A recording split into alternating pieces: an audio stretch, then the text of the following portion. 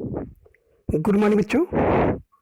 आज हम लोग हिंदी व्याकरण के अंतर्गत संज्ञा के भेद पर संशय या भ्रम जो आपके मन में उत्पन्न हो रहा है उसे दूर करने के लिए उपस्थित हुए हैं। तो आज की इस क्लास में हम लोग केवल संज्ञा के भेद पर जो संशय या भ्रम है उस पर चर्चा करेंगे। फिर अन्य किसी क्लास में हम लोग संज्ञा के बारे में जो शेष पहलू हैं उस पर चर्चा करेंगे। बच्चों, संज्ञा के भेद के जो भ्रम है उस पर चर्चा करने के लिए हम कुछ पुस्तकों का सहारा लेंगे। देखिए, आपको स्क्रीन पर एक पुस्तक की जो कॉपी आपको दिख रही है, इसमें संज्ञा के 5 भेद बताए गए हैं। संज्ञा के जो 5 भेद बताए गए हैं वो इस प्रकार से आपको दिख रहे होंगे। जो पांचों भेद हैं, व्यक्तिवाचक, जातिवाचक और भाववाचक संज्ञा, 2 समूहवाचक और द्रव्यवाचक संज्ञा भी आपको दिख रही हैं। तो ये तो संज्ञा के 5 भेद हैं। दूसरा आप देखेंगे तो संज्ञा के जो 3 भेद हैं, व्यक्तिवाचक, जातिवाचक और भाववाचक, ये 3 भेद हैं। आपके द्वारा जो समस्याएं बताई गई कि सर हम लोग अलग अलग किताबों में संज्ञा के अलग अलग भेद पढ़ रहे हैं, किसी किताब में 3 भेद तो किसी किताब में 5 भेद दिया हुआ है। क्या किताबों के बदलने से संज्ञा के भेद बदल जाते हैं? बिल्कुल नहीं। संज्ञा के इसी भ्रम को हम लोग आज की चर्चा में दूर करेंगे। देखिए बच्चों, जो संज्ञा का अभी तक भेद आपने देखा है 5 भेद, उन 5 भेदों में आपने देखा होगा व्यक्तिवाचक संज्ञा, जातिवाचक संज्ञा और भाववाचक संज्ञा 5 भेदों में भी था। अर्थात ये 3 कॉमन हैं, व्यक्ति, जात और भाववाचक संज्ञा। ये 3 संज्ञा क्या हैं? कॉमन है, 5 भेदों में भी ये सम्मिलित हैं। अर्थात आप ये कह सकते हैं कि जो मुख्य रूप से संज्ञा के भेद को अगर देखा जाए तो 3 भेद हैं। कौन कौन से? नंबर 1 व्यक्तिवाचक, नंबर 2 जातिवाचक और नंबर 3 पदार्थवाचक। अच्छा, ये 3 भेद हैं, तो आखिर वो जो द्रव्यवाचक या जिसे हम लोग पदार्थवाचक कहते हैं, ये और 5वां जो समूहवाचक संज्ञा है, फिर ये कहाँ गए? इनकी गणना किस में हो रही है? अगर 3 ही भेद हैं तो इसी संशय को हम लोग क्लियर करेंगे। देखिए बच्चों, ये जो व्यक्तिवाचक संज्ञा है इसी में आपको कौन सा मिलेगा? पदार्थवाचक या जिसे आप कहते हैं द्रव्यवाचक संज्ञा और समूहवाचक संज्ञा। यानी कि पदार्थवाचक संज्ञा और समूहवाचक संज्ञा जो है वो व्यक्तिवाचक और जातिवाचक संज्ञा के ही भेद हैं। अभी स्पष्ट नहीं हो रहा है कैसे भेद हैं?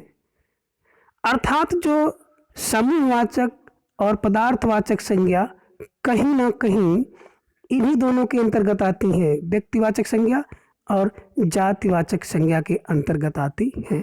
कैसे आती हैं इस चीज़ को अब आप ध्यान से देखें और सुने। देखिए, आपने पढ़ा होगा कि जो पदार्थवाचक संज्ञा है इसका एक वचन अगर होगा, कौन सा होगा? एक वचन। आइए आपको दिखाते हैं एक वचन कैसा हो रहा है। देखिए, जो पदार्थवाचक संज्ञा है इसका एक वचन, यानी कि आप कह सकते हैं सोना, आप कह सकते हैं चांदी, आप कह सकते हैं तेल, आप कह सकते हैं दूध, आप पानी कह सकते हैं और आप लोहा कह सकते हैं। क्योंकि ये पदार्थ हैं, ये द्रव्य हैं, इनकी नाप तौल की जाती है। चलिए, जब पदार्थवाचक संज्ञा एक वचन में होगी तब इसे हम लोग कहाँ पे ले जाके रखेंगे? इसको रखते हैं व्यक्तिवाचक संज्ञा के अंतर्गत। कहाँ पर? व्यक्तिवाचक संज्ञा के अंतर्गत। आप कह सकते हैं कि द्रव्यवाचक संज्ञा का एक वचन रूप कहाँ होगा? व्यक्तिवाचक में। एक वचन रूप को कहाँ आप ले जाएंगे? व्यक्तिवाचक संज्ञा में। दूसरा, इसी द्रव्यवाचक का जो बहुवचन रूप होगा, जैसे आपने कह दिया सोने, आपने कह दिया लोहे, तो जैसे किसी शब्द को हम लोग बहुवचन में बनाते हैं तो बहुवचन बनते ही वो शब्द क्या हो जाता है, वो शब्द या संज्ञा जो है जातिवाचक संज्ञा का रूप धारण कर लेती है। और आप जैसे कहेंगे सोना से सोने या लोहा से लोहे, तो ये क्या हो जाएगी? ये जातिवाचक संज्ञा हो जाती है। और अगर जातिवाचक संज्ञा हो जाएगी तो इसे किस में रखा जाएगा? जातिवाचक संज्ञा के अंतर्गत रखा जाएगा। अगला देखिए, आपको समूहवाचक जो अगला भेद है, समूहवाचक में क्या है? अगर समूहवाचक संज्ञा का एक वचन रूप है, अर्थात केवल दल, सभा, गिरोह, मंडल, गुच्छा, कुंज आदि किसी भी समूहवाचक जो शब्द है इसका एक वचन रूप अगर प्रयोग होता है, एक वचन, तो एक वचन रूप को कहाँ रखेंगे आप रखेंगे इसको व्यक्तिवाचक संज्ञा में। अर्थात समूह का एक वचन रूप जो है क्या होगा? व्यक्तिवाचक संज्ञा होता है। एक वचन रूप क्या होगा? व्यक्तिवाचक संज्ञा होगा। और इसी समूह का अगर बहुवचन रूप हो जाए तो क्या हो जाएगा? वो जातिवाचक संज्ञा हो जाता है। जैसे अगर आप कहेंगे मंडल को कह देंगे मंडलों, तो जैसे आपने उसको मंडलों कहा ये जाति बन गई। जैसे आपने कुंजों कहा तो कुंजों से जाति का बोध हो गया। आपने जैसे गुच्छों कहा या गुच्छे कहा, आपसे जाति का बोध हो गया। आपने जैसे आपने दलों कहा, दलों से जाति का बोध हो जाता है। इस प्रकार से समूहवाचक एक वचन संज्ञा है तो व्यक्तिवाचक, और समूहवाचक बहुवचन संज्ञा है तो सीधा और सीधा इसका जो भेद होगा वो जातिवाचक संज्ञा के अंतर्गत आता है। क्लियर? चलिए अब आप संक्षेप रूप में इसको देख सकते हैं कि किस प्रकार से है। चलिए आपको दिख रहा होगा स्क्रीन पर। अब देखिए आपको जो भेद बताया गया, पहला भेद व्यक्तिवाचक, दूसरा जातिवाचक और तीसरा भाववाचक। यही तीन मूल भेद हैं या मुख्य भेद हैं संज्ञा के।